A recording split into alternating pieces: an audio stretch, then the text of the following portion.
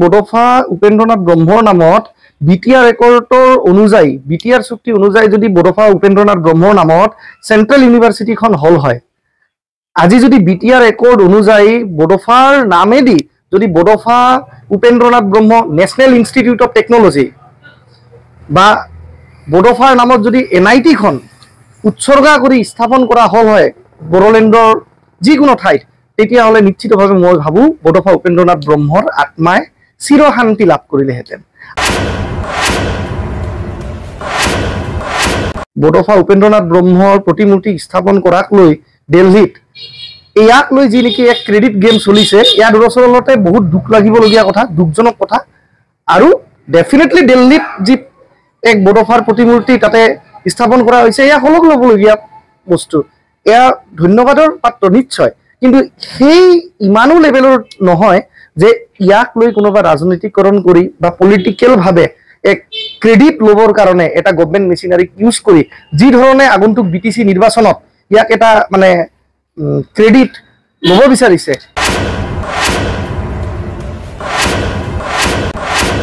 বড়োফা উপেন্দ্ৰনাথ ব্ৰহ্মৰ স্মৃতিত দিল্লীত যি নেকি তেখেতৰ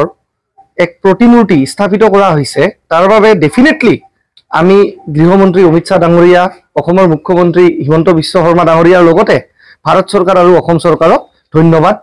জনাবই লাগিব আৰু এই পদক্ষেপৰ আমি শলাগ লৈছো কিন্তু এটা কথা আজি এই বড়োফাৰ যি প্ৰতিমূৰ্তি দিল্লীৰ কৈলাশ কলনীৰ সন্মুখেৰে যোৱা বাটছোৱাত স্থাপিত কৰাক লৈ যি এক ৰাজনীতিকভাৱে ক্ৰেডিট লোৱাৰ যুঁজা চলিছে বা প্ৰমোদ বড়ো নেতৃত্বাধীন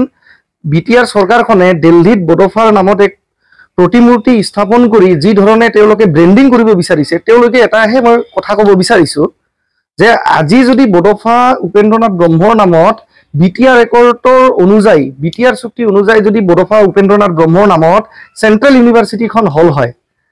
আজি যদি বিটিআৰ একৰ্ড অনুযায়ী বড়োফাৰ নামেদি যদি বড়োফা উপেন্দ্ৰনাথ ব্ৰহ্ম ন্যাশনাল ইনস্টিটিউট অফ টেকনোলজি বা বড়োফাৰ নামত যদি এনআইটি খন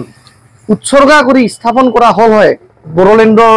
যিকোনো ঠাইত তেতিয়া হলে নিশ্চিতভাৱে মই ভাবো বড়োফা উপেন্দ্ৰনাথ ব্ৰহ্মৰ আত্মায় চিৰশান্তি লাভ কৰিলেহেঁতেন আজি কিন্তু মই অনুভৱ কৰো যে কেৱল দিল্লীত বড়োফা উপেন্দ্ৰনাথ ব্ৰহ্ম ডাঙৰীয়াৰ এক প্ৰতিমূৰ্তি স্থাপন যি কৰিছে ইয়াতে হয়তো বড়োফা উপেন্দ্ৰনাথ ব্ৰহ্মৰ আত্মায় বা পবিত্ৰ আত্মায় সম্পূৰ্ণ শান্তি বা সম্পূৰ্ণভাৱে উৎফুল্লিত হোৱা নাই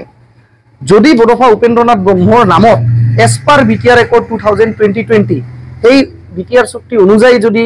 ৰিজনেল ইনষ্টিটিউট অফ মেডিকেল কলেজখন স্থাপন কৰি বড়োফা উপেন্দ্ৰনাথ ব্ৰহ্মৰ নামত উৎসৰ্গিত কৰিলে হয় যদি এনআইটি ন্যাশনাল ইনষ্টিটিউট অফ টেকনোলজিখন যদি চেন্ট্ৰেল ইউনিভাৰ্চিটিখন বড়োফা উপেন্দ্ৰনাথ ব্ৰহ্ম চেন্ট্ৰেল ইউনিভাৰ্চিটি বুলি স্থাপন কৰি যদি উৎসৰ্গা কৰিলেহেঁতেন মই ভাবো তেতিয়া বড়োফা উপেন্দ্ৰনাথ ব্ৰহ্মৰ আত্মাই আৰু বৰং বেছিহে পৰম শান্তি মানে স্বৰ্গৰ পৰা তেওঁ আমাক বিটিসি অঞ্চলখন চাই পিনে তেওঁ পৰম শান্তি লাভ কৰিলেহেঁতেন তো গতিকে ইয়াতে যি নেকি গাঁও অঞ্চলত বা বিভিন্ন অঞ্চলত এক বড়োফা উপেন্দ্ৰনাথ ব্ৰহ্মৰ প্ৰতিমূৰ্তি স্থাপন কৰাক লৈ দিল্লীত ইয়াক লৈ যি নেকি এক ক্ৰেডিট গেম চলিছে ইয়াৰ দৰচলতে বহুত দুখ লাগিবলগীয়া কথা দুখজনক কথা আৰু ডেফিনেটলি দিল্লীত যি এক বড়োফাৰ প্ৰতিমূৰ্তি তাতে স্থাপন কৰা হৈছে ইয়া হলক লবলগীয়া বস্তু এয়া ধন্যবাদৰ পাত্ৰ নিশ্চয় কিন্তু সেই ইমানো লেভেলৰ নহয় যে ইয়াক লৈ কোনোবা ৰাজনীতিকৰণ কৰি বা পলিটিক্যাল ভাৱে এক ক্ৰেডিট লবৰ কাৰণে এটা গভৰ্নমেন্ট মেচিনাৰী ইউজ কৰি যি ধৰণে আগন্তুক বিটিসি নিৰ্বাচনত ইয়াক এটা মানে ক্ৰেডিট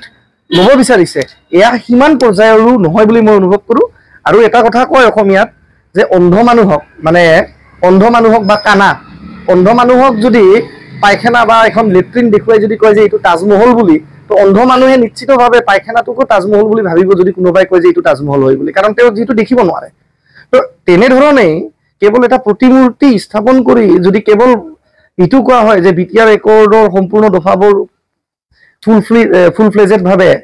ইমপ্লিমেন্ট কৰা হৈছে ৰূপায়ণ কৰা হৈছে বা